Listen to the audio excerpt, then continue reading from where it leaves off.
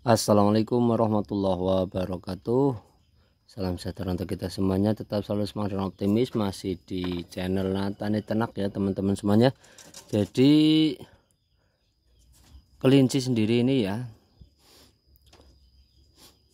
banyak kasus yang keluar anakannya katanya pada mati ya itu.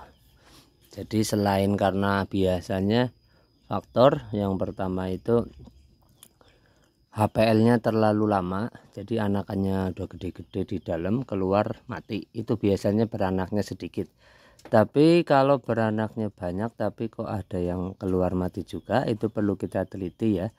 Jadi kalau dari saya sendiri, sepengalaman saya juga dari teman-teman dulu yang pada kasus seperti itu akhirnya sudah tertangani, itu pengaruh dari nestbox. Nah, nestbox itu kotak untuk beranak. Jadi kita semua tahu kelinci itu sendiri kalau di alam liar dia itu bikin lubang yang nggak bakalan pernah kita ngelihat kelinci beranak di ketinggian ataupun di atas. Jadi kalau nggak berlubang ya tetap dia nyari tempat yang rendah. Karena apa? Karena sebelum proses melahirkan kita semua tahu kelinci itu sibuk ngangkutin sarang, was-was, jadi gelisah seperti itu ya, bolak-balik nestbox, bolak-balik nestbox. Nah itu yang perlu teman-teman ketahui. Kalau di alam itu kan di lubang, jadi otomatis dia turun ya, jadi turun, nggak bakalan anakan yang di dalam kandungan itu nyangkut ya atau tersentuh yang lainnya, atau mungkin karena benturan itu nggak mungkin. Tapi kalau dari nestbox itu sangat-sangat mungkin. Nah ntar akan kita kasih contoh kenapa nestbox di tempat saya itu seperti ini. Kita akan ambil aja ya contohnya. Nah ini udah ada contohnya. Jadi kenapa saya bikin ada dua model ini. Yang pertama rata semua ya seperti ini. Ada juga yang cuman depannya aja yang rendah. Ini enggak masalah teman-teman mau model seperti apa, yang penting satu, jadi jalan masuknya itu rendah ya, sebisa mungkin rendah tapi jangan terlalu rendah banget, pendekan anakannya pada keluar.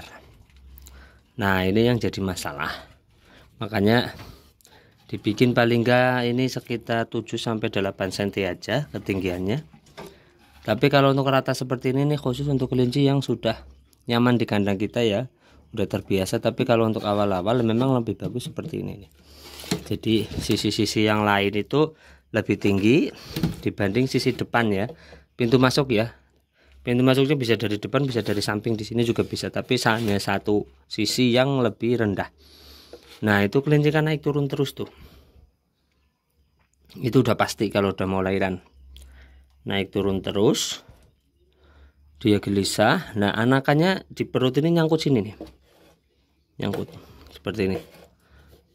Jadi itu bisa menimbulkan benturan yang akibatnya fatal ya di anakan kelinci. Makanya kadang-kadang ada yang keluar sudah tidak bernyawa seperti itu ya. Itu dulu kasus seperti itu, teman saya saranin untuk ganti nestbox, alhamdulillah sudah aman.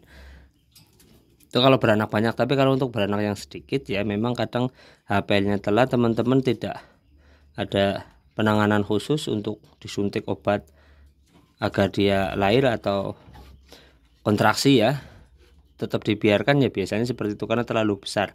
Tapi kalau untuk yang kematian karena HPL terlalu lama, anakannya biasanya gede, jadi jumbo, beda dengan bayi-bayi yang lain. Tapi kalau bayinya normal tapi keluarnya sudah nggak bernyawa, nah itu otomatis teman-teman perlu diperbaiki ya, atau dicek kembali nestboxnya modelnya seperti apa.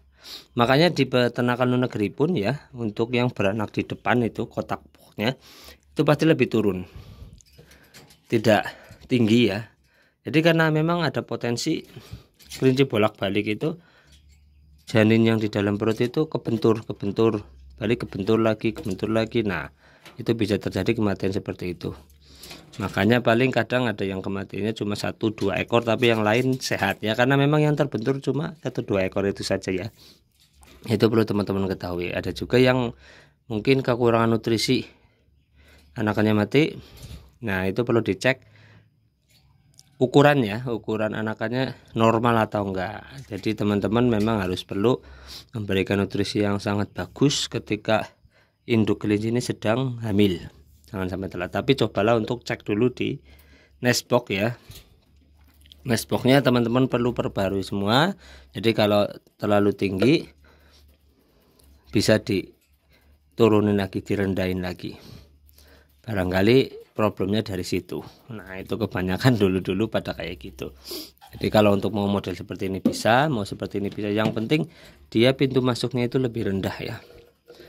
Ya 7-8 cm saja ya. Syukur-syukur kalau mau dibikin kotakan yang beranak di depan semua ya. Yang di depan semua itu kayak model-model luar negeri. Di Indonesia juga sudah mulai banyak ya. Jadi di depan itu bisa kita buka tutup ya. Jadi kalau waktunya menyusui bisa kita buka, ntar kalau sudah selesai kita tutup. Tapi itu terlalu ribet. Yang paling sederhana seperti ini aja. Teman-teman perlu perbaharui kembali. Terima kasih ya.